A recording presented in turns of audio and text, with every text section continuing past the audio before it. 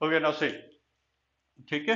क्या है हमारे पास टॉपिक? साइक्लोट्रॉन है। साइक्लोट्रॉन में हमने देखा कि जब भी चार्ज पार्टिकल को इलेक्ट्रिक फील्ड के इन्फ्लुएंस में रखा जाएगा तो that charge particle will move in a straight line.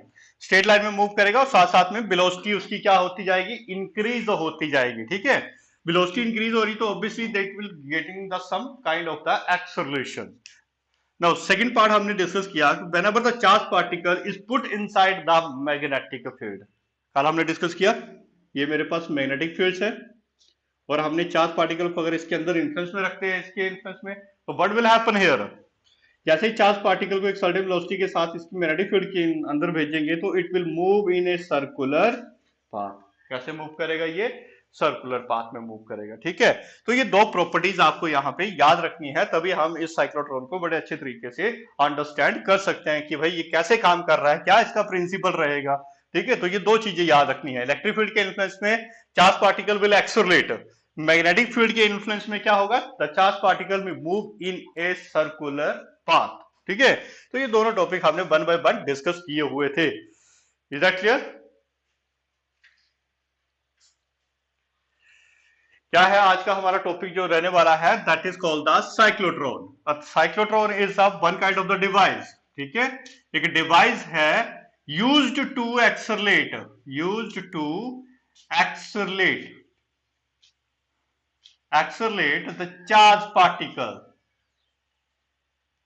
ठीक है। किसके लिए यूज किया जाता है? किसी भी चार्ज पार्टिकल को एक्सेलरेट करवाने के लिए यूज किया जाता है। ये चार्ज पार्टिकल जैसे मान लो पॉजिटिव चार्ज पार्टिकल हो गया, ड्यूट्रॉन हो गया, ठीक है, और हैवीली चार्ज पार्टिकल हो गया, या फिर आयंस हो गए हमारे पास, ठीक है। तो इन तरह के अलग अलग चार्ज पार्टिकल को एक्सेलरेट करवाने के लिए हम इसका साइक्लोट्रॉन का यूज करते हैं, ठीक है। और साइक्लोट्रॉन सेम उसी तरह काम करता है जैसे आपका वेन डी ग्राफ जनरेटर था। उसका काम क्या था? किसी चार्ज पार्टिकल को एक्सेलरेट करवाना और उसकी स्पीड को इंक्रीज करके किसी रिएक्शन को इनिशिएट करवाना। तो सेम काम यहाँ पे अब साइक्लोट्रॉन करेगा, ठीक है। तो ये हो गया इसका तो यूज कहां पे होगा। फिर आता है इसका प्रिंसिपल क्या है, what is the principle of this cyclotron. तो साइक्लोट्रॉन का प्रिंसिपल क्या रहेगा कि charge particle will accelerate in the electric field. Charge particle जो है वो एक्सेलरेट करेगा किसमें? इलेक्ट्रिक फील्ड के इन्फ्लुएंस में। अभी हमने इसको डिस्कस किया शुरू में, ठीक है। क्या है? चार्ज पार्टिकल जो है एक्सेलरेट करेगा इलेक्ट्रिक फील्ड में और सर्कुलर पाथ मूव करेगा इन मैग्नेटिक फील्ड में, ठीक है। ये दो चीजें इसके प्रिंसिपल है कि जब चार्ज पार्टिकल को हम इलेक्ट्रिक फील्ड में रखते हैं तो वो एक्सेलरेट करेगा और मैग्नेटिक फील्ड के इन्फ्लुएंस में रखेंगे तो वो क्या करेगा? सर्कुलर पाथ जो है वो मूव करेगा, ठीक है। तो ये हो गया हमारे पास इसका प्रिंसिपल, जिस पर्टिकुलर प्रिंसिपल के ऊपर ये काम करता है, ठीक है। फिर आती है इसमें कंस्ट्रक्शन। कंस्ट्रक्शंस में देखो क्या क्या है हमारे पास, ठीक है। यहां पे मैंने एक सेटअप तैयार करके रखा है। This is the two circular, मान सकते हैं सर्कुलर डिस्क की तरह हमारे पास मैग्नेट है, ठीक है। ये क्या है हमारे पास? This is called the magnet, a strong magnet having the north polarity and south polarity. दो मैग्नेट आ गए हमारे पास, एक में नॉर्थ पोलैरिटी है और एक में साउथ पोलैरिटी है। दूसरा ये हो गया हमारे पास दो चीजें, मैग्नेट है ये दोनों, रेड कलर में जो हमने यहाँ पे ड्रॉ किए हैं, these are representing the magnet. अब इन दोनों के सेंटर में, इन दोनों के बीच में हमने ये एक सेटअप और तैयार किया है, इसको हम बोलते हैं डीज, ठीक है। डीज ये होगा D1 और इसको नाम दे देते हैं D2।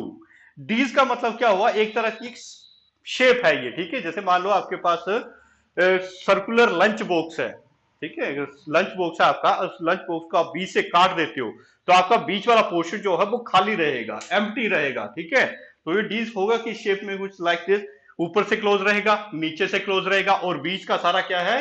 ये होलो रहेगा, ठीक है। तो इस तरह की डीज हमने यहाँ पे दो सेटअप करके रखी हैं। Both dees are separated by certain distance, यानी कि इन दोनों के बीच में एक बड़ा ही छोटा सा गैप रहेगा, ठीक है। तो इनको हम क्या बोलते हैं? डीज बोला जाता है। इनको मैं दिखाता हूं, ठीक है। तो ये है क्या? डीज की शेप। तो इस तरह से हमने ये दो डीज जो है दो स्ट्रॉन्ग मैग्नेट के बीच में रखा हुआ है। Now what we will do, ये जो दो डीज है इन दोनों डीज को हमने कनेक्ट किया हुआ है, इस डी का एक पोर्शन और इस डी का भी पोर्शन को वायर के साथ कनेक्ट किया हुआ है। किससे? High voltage rectifier. मतलब यहां पे इनको बड़ी ज्यादा हाई वोल्टेज जो है वो सप्लाई होगी यहां से, ठीक है। तो ये हाई वोल्टेज रेक्टिफायर से कनेक्ट रहेंगे, ठीक है। High voltage rectifier of AC supply, कौन सी सप्लाई रखेंगे हम यहाँ पे, एसी सप्लाई रखेंगे, ठीक है। एसी का मतलब क्या होता है, अल्टरनेटिंग करंट। ये क्या करता है, with the lapse of the time it changes it's polarity, अपनी पोलैरिटी को क्या कर देगा, ये चेंज कर देगा यहाँ पे। यहां तक क्लियर हुआ ना सी। तो इसको क्या किया हमने, इन दोनों डीज के एंड्स को हमने कनेक्ट कर दिए किसके साथ, हाई वोल्टेज एसी रेक्टिफायर। क्या होगा, ये एसी अल्टरनेटिंग करंट हम इसमें सप्लाई करवाएंगे। साथ साथ में एक विंडो हम इन दोनों में से किसी एक डी के ऊपर रखेंगे। विंडो क्यों रखी जाती है, ताकि जिस चार्ज पार्टिकल को हम एक्सेलरेट करवा रहे हैं, जब वो अपनी फुल स्पीड के साथ चलेगा जितनी हमें चाहिए, ठीक है, उस टाइम फिर हम इसको इस विंडो के थ्रू बाहर निकाल सकते हैं, ताकि हम आगे की रिएक्शंस को इनिशिएट किया जा सके, ठीक है। तो ये हमारे पास अस्ट्री है इसकी जर्नल सी कंस्ट्रक्शंस। यहां तक हुआ क्लियर सभी को।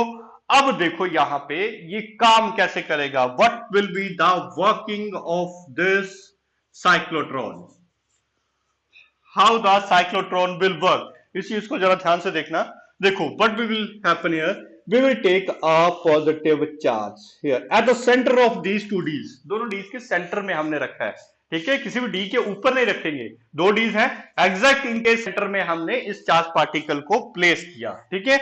और क्या होगा, जैसे ही मैं यहाँ पे एसी सप्लाई को ऑन करूंगा, so what will happen, in D को मैं यहाँ पे ड्रॉ कर रहा हूं, सी हियर, एक D ये है और एक D ये है। इनके एग्जैक्ट सेंटर में मैंने इस चार्ज पार्टिकल को रखा, और जैसे ही मैंने एसी सप्लाई को ऑन किया, तो what will happen, in AC supply की वजह से एक डी के ऊपर पोलैरिटी आ जाएगी पॉजिटिव चार्ज की, और दूसरे डी के ऊपर पोलैरिटी आ जाएगी नेगेटिव चार्ज की। क्योंकि एसी की सप्लाई जो होती है हमारे पास, एक होती है पॉजिटिव, दूसरी होती है नेगेटिव, मतलब हर टाइम पे अपनी पोलैरिटीज को ये चेंज करता है, ठीक है। सो इन दो डीज के ऊपर एक टाइम पे पॉजिटिव चार्ज और एक टाइम पे नेगेटिव चार्ज। अभी हमने इसका प्रिंसिपल पढ़ा। प्रिंसिपल क्या है, accelerate in the electric field. अब ये कौन सा चार्ज पार्टिकल है, पॉजिटिव चार्ज पार्टिकल है। व्हाट विल हैपन हियर, ये इस डी के ऊपर जो पॉजिटिव चार्ज है एक्वायर किया हुआ है, ये पॉजिटिव चार्ज इस पॉजिटिव चार्ज को करेगा, रिपेल करेगा, ठीक है। जैसे ये रिपेल करेगा तो ये पॉजिटिव चार्ज मूव करेगा। पहले इसकी वेलोसिटी कितनी थी, 0 थी, जब हमने एसी सप्लाई नहीं की थी। लेकिन जैसे ही मैंने एसी को ऑन किया, तो अब ये धीरे धीरे इसकी वेलोसिटी क्या होती जाएगी, बढ़ती जाएगी। तो ये एंटर करेगा कहां पे, दूसरी डी में एंटर करेगा, ठीक है। तो इसको मान लेते हैं हमें D1 है, और इसको मान लेते हैं D2 है। तो ये D2 में एंटर करेगा।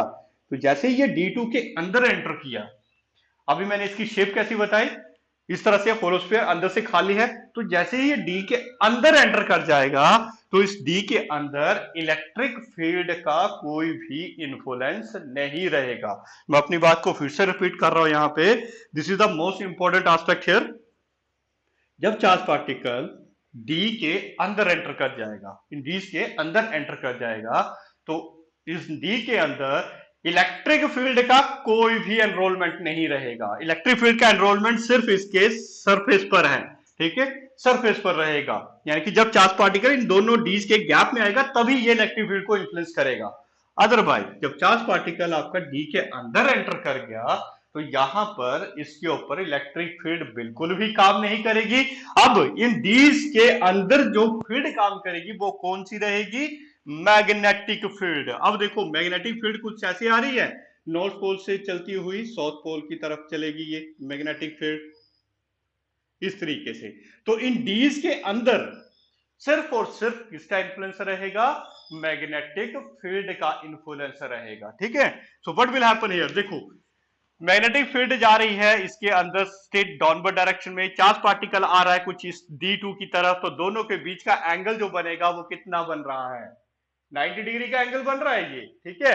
और कल हमने टॉपिक्स में डिस्कस किया था, जब चार्ज पार्टिकल के वेलोसिटी और मैग्नेटिक फील्ड के बीच में 90 डिग्री का एंगल बनता है, तो in this case it will have the maximum force, ठीक है। और इस चार्ज पार्टिकल के ऊपर क्या लगेगा, मैक्सिमम फोर्स जो है वो एक्ट करेगी।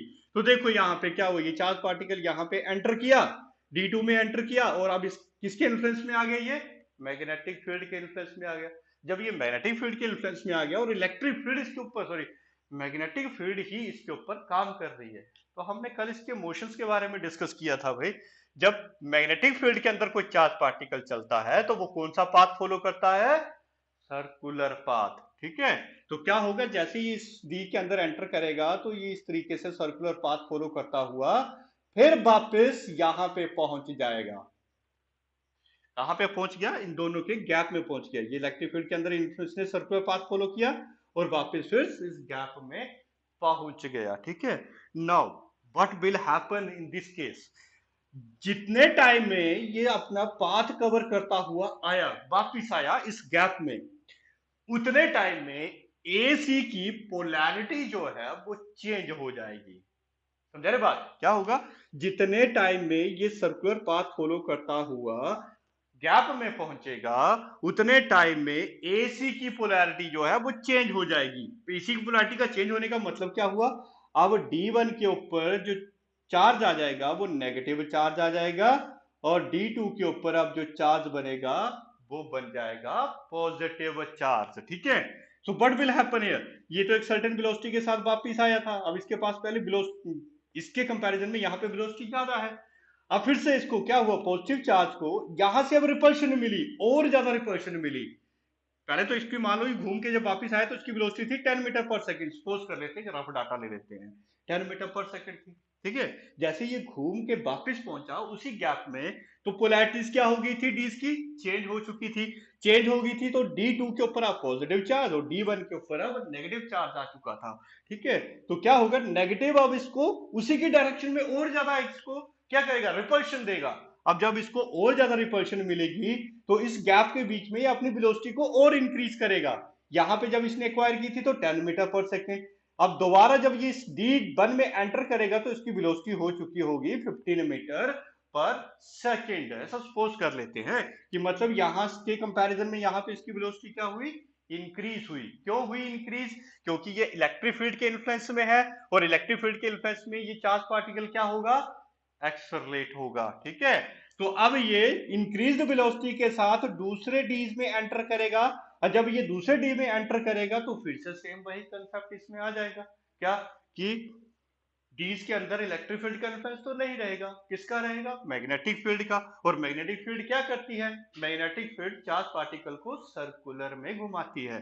ठीक है, जब ये चार्ज पार्टिकल को सर्कुलर में घुमाएगी D1 में, अब इसका रेडियस जो है पहले के कंपैरिजन में ज्यादा हो जाएगा। ठीक है, देखो यहाँ पे इसका रेडियस छोटा था, अब यहाँ पे इसका रेडियस क्या हो जाएगा, बड़ा हो जाएगा। क्यों बड़ा हो जाएगा, क्योंकि हमने रेडियस निकाला था जब इसमें सर्कुलर पाथ में, तो हमने देखा था इसकी जो डिपेंडेंस थी एक तो मास के ऊपर थी और दूसरी डिपेंडेंस थी जो कि वेलोसिटी के ऊपर थी। ठीक है, यहाँ पे वेलोसिटी कम थी इसलिए इसका रेडियस का पाथ क्या था, छोटा था। यहाँ पे जब गैप में पहुंचा इसने वेलोसिटी ज्यादा एक्वायर कर ली तो इसका रेडियस का पाथ भी क्या हो गया, बड़ा हो गया। यानी कि जब ये सेकंड टाइम डी में एंटर करेगा तो इसका पाथ जो है बड़ा हो जाएगा। फिर से ये प्रोसेस क्या होती रहेगी, रिपीट होती रहेगी। फिर से ये इस गैप के अंदर आएगा तो उस टाइम फिर से पोलैरिटी चेंज हो जाएगी तो फिर से इसको एक्सेलरेशन मिलेगी। तो इस तरीके से ये लगातार घूमता हुआ एक स्पाइरल पाथ में मूव करेगा इनसाइड द डी। और जब सफिशिएंट एनर्जी इसके पास आ जाएगी चार्ज पार्टिकल के पास तो हम इस विंडो के थ्रू इसको बाहर निकाल लेंगे और एक पर्टिकुलर रिएक्शन को इनिशिएट करवा सकते हैं यहां पे। ठीक है।